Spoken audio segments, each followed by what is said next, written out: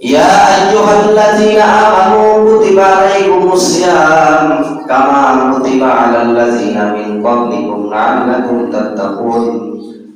বান্দারে, আমি তোমাদেরকে পবিত্র মাহে রমজান মাস দান করেছি, কারণ হলো একটা, সেটা হলো যাতে করে তোমরা পরহেজগার আল্লাহ হইতে পারো, আল্লাহ হইতে পারো, পরহেজগার হইতে পারো, আগামী বছরের জন্য পরহেজগারি অবলম্বন করে নতুন জীবনের সূচনা অর্জন করতে পারো। এই পবিত্র মাহে রমজান মাস, এটার উদ্দেশ্য হলো আল্লাহ তাআলার সাথে সম্পর্ক অর্জন করা, আল্লাহ তাআলার সাথে ভালোবাসা অর্জন করা, আল্লাহ তাআলাকে চিনা। পরহেজগারি অর্থ হলো তাকওয়া, অর্থ হলো তাকওয়ার শব্দের অর্থ হলো বিরত থাকা, গুনাহ থেকে বাঁচিয়ে থাকা। যারা এই মাসে গুনাহ থেকে বাঁচিয়ে থাকতে পারবে, আমার আল্লাহ তাআলা তাদের বন্ধু হয়ে যাবে। সুবহানাল্লাহ। তাহলে রমজান মাসে শুধু রোজা রাখলেই হবে না, আমার যে অঙ্গ প্রত্যঙ্গগুলো রয়েছে, এই অঙ্গ প্রত্যঙ্গগুলো গুনাহ থেকে বাঁচায় রাখতে হবে। এই অঙ্গ প্রত্যঙ্গের ভিতরে আছে একটা জবান, কি আছে? একটা জবান আছে। এই জবান দিয়ে মিথ্যা কথা বলা যাবে না, যাবে না। এই জবান দিয়ে কারো বিবাদ করা যাবে না। আল্লাহ পাক রব্বুল আলামিন আমাকে দান করেছেন চোখ, এই চোখের হেফাজত করতে হবে। আল্লাহ পাক রব্বুল আলামিন আমাকে দান করেছেন একটা কান, দুইটা কান, এই কানের হেফাজত করতে হবে। আল্লাহ পাক রব্বুল আলামিন আমাকে অঙ্গ প্রত্যঙ্গগুলো দান করেছে, এই অঙ্গ প্রত্যঙ্গগুলো গুনাহ থেকে যদি হেফাজত রাখতে পারে, তাহলে আল্লাহ পাক রব্বুল আলামিনের সাথে আমাদের ভালোবাসা অর্জন হয়ে যাবে। তাহলে আপনার আমার রোজাটা হবে পূর্ণাঙ্গ সহিহ রোজা, ঠিক কিনা?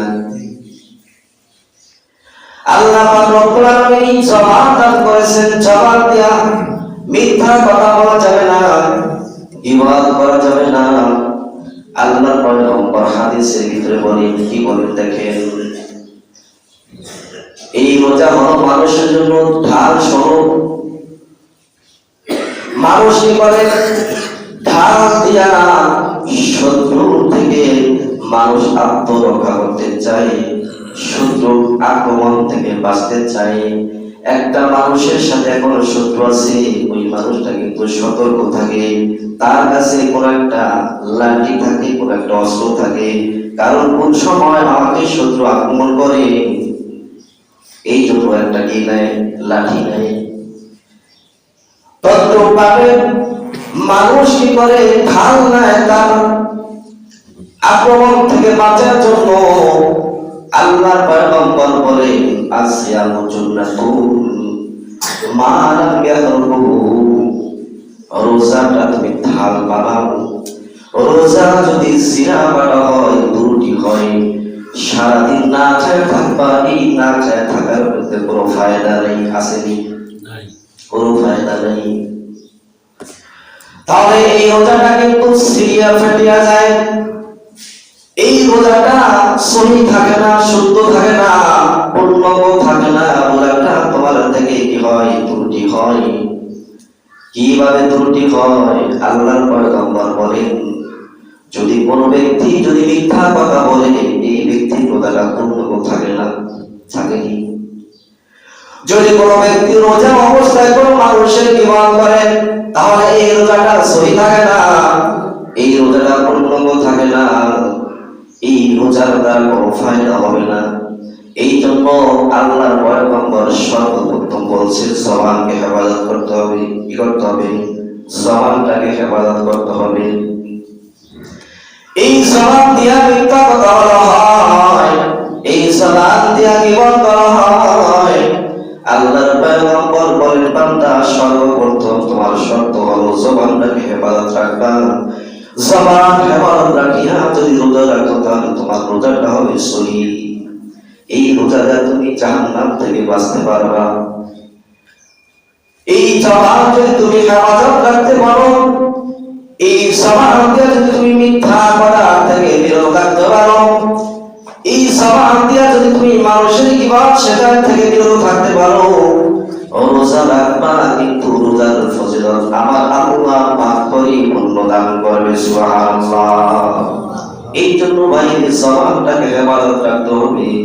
আমার প্রয়োজন নাই কথা বলার, কথা বলবো না, নাকি টিটকারি মশকারি বিভিন্ন ধরনের এই জবান দিয়ে কি করা হয়, মানুষের গীবত শিকার করা হয়, কুটনামি বদমাশি করা হয়। এই গীবত শিকার যদি করি তাহলে আমার রোজাটা দিয়া আমি সেই কঠিন ময়দানে মাহশরে জাহান্নাম থেকে মুক্তি পাইব না। কারণ হলো না খায়া থাকলাম, কিন্তু এই না খায়া থাকার মধ্যে কোনো ফায়দা নাই যদি আপনার জবানটাকে আপনি হেফাজত না রাখেন। এই জন্য জবানটা সর্বপ্রথম কি রাখতে হবে? জবানকে হেফাজত রাখতে হবে। মিথ্যা কথা, গীবত শিকার থেকে এই জবানটাকে পবিত্র রাখতে হবে। মনে থাকবো ইনশাআল্লাহ। যেহেতু এই মাহে রমজান মাস এখন চলতেছে, সওয়াব অর্জন করার একটা সিজন এখন চলতেছে। সওয়াব অর্জন, বহুত সওয়াব আমরা অর্জন করতে পারবো এই মাহে রমজানে যদি আমরা সেভাবে সতর্ক থাকি, নাকি আমাদের সাবধান থাকতে হবে। আর সারাদিন না খেয়ে রোজা রাখলাম, আমি কি করলাম? আমি অন্যান্য গুনাহ থেকে বাঁচিয়ে থাকতে পারলাম না। এই রোজার দ্বারা আমি পরিপূর্ণ সওয়াব মালিকের কাছে পাবো। আল্লাহ পাক রব্বুল আলামিন আমাকে একটা চোখ দিয়েছে, এই দুইটা চোখ দিয়েছে কি দেখার জন্য? চোখ দিয়েছে আল্লাহ পাক রব্বুল আলামিন নিদর্শনগুলো দেখার জন্য। আল্লাহ পাক রব্বুল আলামিন এই চোখ দিয়েছে, চোখ দিয়ে ভালো ভালো জিনিসগুলো দেখার জন্য। আল্লাহ পাক রব্বুল আলামিন চোখ দিয়েছে আল্লাহ পাক রব্বুল আলামিনের পবিত্র কোরআনে কারীম দেখার জন্য। আল্লাহ পাক রব্বুল আলামিন এই চোখ তো দেয় নাই গান বাদ্য দেখার জন্য, দিয়েছেনি গান নাচ এগুলো দেখার জন্য দেয় নাই, দিয়েছেনি। আল্লাহ পাক রব্বুল আলামিন এই চোখ যে কাজে ব্যবহার করার জন্য বলেছে সেই কাজে ব্যবহার করতে হবে। যদি অন্য কোনো গুনার কাজে ব্যবহার করেন তাহলে আপনার রোজাটা আর পরিপূর্ণ থাকলো না। আপনার রোজাটা সিরাবাটা হলো। এই সিরাবাটা রোজা দিয়ে আল্লাহ তাআলা জাহান্নাম থেকে আপনি বাঁচতে পারবেন না। পারবেন নি?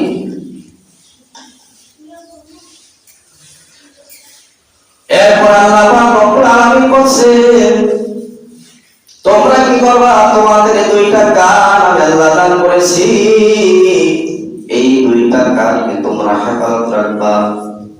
কি থেকে হেফাজত রাখবা? সেখানে দেখা যাচ্ছে মানুষের কি হইতেছে, কি বাদ হইতেছে, সেখান থেকে চলে আসতে হবে, নাকি না সেখানে বসে বসে শুনবো? যারা বলে, যারা শুনে কি বল, তাদের পরিপূর্ণ সমাজ গুনাহ হবে। যারা শুনতেছে আর যারা বলতেছে উভয় কোথায় কি এক, এই জন্য সেখানে থাকা যাবে না। আল্লাহ পয়গম্বরের জমানায় হাদিসটা নবীজি বয়ান করেছেন, দুইজন মহিলা রোজা রাখছে, দুইজন মহিলা রোজা রাখার পরে কাতর হয়ে গেছে, এমন অবস্থা হয়ে গেছে মরণাপন্ন, বড় কঠিন অবস্থা হয়ে গেছে। সাহাবায়ে কেরামরা পয়গম্বর নবী সাল্লাল্লাহু আলাইহি ওয়াসাল্লামের কাছে খবর দিলেন, ইয়া পয়গম্বর, ওই যে দুই মহিলা রোজা রাখছে তাদের অবস্থা খুব কঠিন, তাদের মরণাপন্ন অবস্থা হয়ে গেছে, খুব কষ্ট হইতেছে। আল্লাহর পয়গম্বর ওই দুই মহিলাকে ডাক দিলেন, অথবা সাহাবায়ে কেরামদেরকে ডাক দিলেন, ইয়া সাহাবায়ে কেরাম, দুইটা পেয়ারা আর মহিলা দুইজনকে ডাক দাও। এই দুইজন মহিলা কি করবে? পেয়ারার ভিতরে বমি করবে। কি করবে? বমি করবে। ওই দুইজন মহিলা কি করলো? পেয়ারার ভিতরে বমি করলো। আল্লাহর পয়গম্বর দেখতেছে ওই বমির ভিতরে তাজা গোশতের টুকরা দেখা যায়, আর তাজা রক্ত দেখা যায়। আল্লাহর পয়গম্বর বলেন যে এই দুই মহিলা মানুষের অস্বীকার করেছে। মানুষে কি করেছে? গীবত করেছে। এই গীবত করার দ্বারা কারণে এই মহিলার এই অবস্থা এরকম হয়ে গেছে, খুব কঠিন অবস্থা হয়ে গেছে।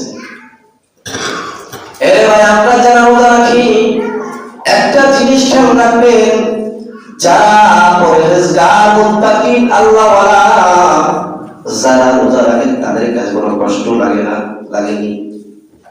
আর যারা ফাসিক ফুজ্জার তাদের দিকে তাকাইবেন, তাদের মুখ থেকে অনেক ধরনের কথা দেখবেন, তাদের কষ্ট হইতেছে নাকি? তাদের অনেক কষ্ট হইতেছে। আর আমরা যারা রোজা রেখে আসতেছি আমাদের কাছে মনে হয় কোনো কষ্টই নাই। তাহলে বুঝতে হবে, যাদের মসজিদে আসতে মনে চায় না তাদের ইবাদত গুনাহ আল্লাহর হুকুম নবীর তরিকা অনুযায়ী হয় না। যারা রোজা রাখতে মনে চায় না মনে করবেন, যারা রোজা রাখতেছে যাদের কষ্ট হয় মনে করবেন তাদের রোজাটা আল্লাহর হুকুম নবীর তরিকা অনুযায়ী হয় নাই, এই জন্য কষ্ট লাগতেছে। যে কোনো ইবাদত যদি আপনি আল্লাহর হুকুম নবীর তরিকা অনুযায়ী সহিভাবে যদি করেন তাহলে এই ইবাদতের ভিতরে কোনোদিন কষ্ট হবে না। হবে কি? এবার আল্লাহ পাক রব্বুল আলামিন এই রহমতের 10 দিন কত সুন্দর একটা আবহাওয়া আমাদেরকে দিলেন। রোজা আজকে এক এক করে 6টা রোজা চলে যাবে। অনেক বাবার পুরা আছে এই রমজান মাস পায়ও গুনাহ মাফ করাইতে পারবো না। আল্লাহর পয়গম্বর খুতবা দেওয়ার জন্য মেম্বারের ভিতরে আসেন। আসার পরে আল্লাহর পয়গম্বর 3বার আমিন আমিন বললেন। কেন বললেন? জিবরাইল আলাইহিস সালাতু ওয়াস সালাম এসে বললেন যে ওই সমস্ত ব্যক্তি ধ্বংস হোক যে সমস্ত ব্যক্তিরা রমজান মাস পাওয়ার পর গুনাহ মাফ করাইতে পারবো না, অথবা যে সমস্ত ব্যক্তিরা রমজান মাস পাওয়ার পর গুনাহ থেকে মাফ পাইতে পারলো না, আল্লাহর পয়গম্বর বললেন আমিন। এরপরে দ্বিতীয় শীতে যখন পা রাখলেন তখন জিবরাইল আলাইহিস সালাম এসে বললেন ওই ব্যক্তি ধ্বংস হোক যে ব্যক্তির মা বাবা জীবিত আছে, মা বাবার খেদমত করে জান্নাত অর্জন করতে পারলো না। মা বাবা আছে, মা বাবার কোনো খোঁজ খবর নাই, আছে না নাই? স্ত্রী এনে পরে ভালোবাসা করে, মা কোনো খবর নেই, বাবার কোনো খবর নেই। এই পবিত্র রমজান মাস মা বাবাকে টিপতা কিনা দিতে পারে নাকি? হ্যাঁ, খালি স্ত্রী যা মনে তাই দিতেছে, কিন্তু মা যদি আবদার করে মা আবদার রাখে না, কপাল পোড়া। আল্লাহ মা বাবার খেদমত করার তৌফিক সবাইকে দান করুন, সবাই আমিন। যাদের মা বাপ নাই তাদের জন্য দোয়া করবেন, তাদের জন্য ইসলামের সওয়াব পাঠাইবেন, বেশি বেশি করে আমল করলেন, করে করে দোয়া করবেন। কি দোয়া? নবীজি শিক্ষা দিয়ে গেছেন, রব্বির রহমহুমা কামা রাব্বায়ানি সগীরা। এই দোয়াটা আমরা বেশি বেশি করব এই রমজান মাসে। তাহলে আমরা এই রমজান মাস পাওয়ার পরও আমরা কি করতে পারলাম না? গুনাহ মাফ করতে পারলাম না। জীবনে কত বছর কত যুগ চলে গেছে রোজা রাখি নাই, বাইরে আগামী বছর বাঁচবেন এমন কোনো গ্যারান্টি আছে কি? আরে আমার কত সাথী ভাইরা দুনিয়া থেকে চিরবিদায় নিয়ে অন্ধকার কবরের মাটির সাথে মিশে গেছে। আপনার আমার এরকম আগামী বছর হইতে পারে, আর মনে হয় পাবেন না। আরে কত মানুষ সুস্থ ছিল, এই রমজান অসুস্থ হয়ে পড়েছে, রোজা রাখতে পারতেছে না। তাহলে এই রমজান মাস পাওয়ার পর যদি গুনাহ মাফ না করাইতে পারেন, মাহরুম হয়ে যাবে। ওই জাহান্নাম আপনার জন্য অপেক্ষা করতেছে, জাহান্নামের আগুন আপনারা সহ্য করতে পারবেন না। এই জন্য হাতে করবো, পায়ে করবো, বাইরে রোজা কিন্তু সারা যাবে না।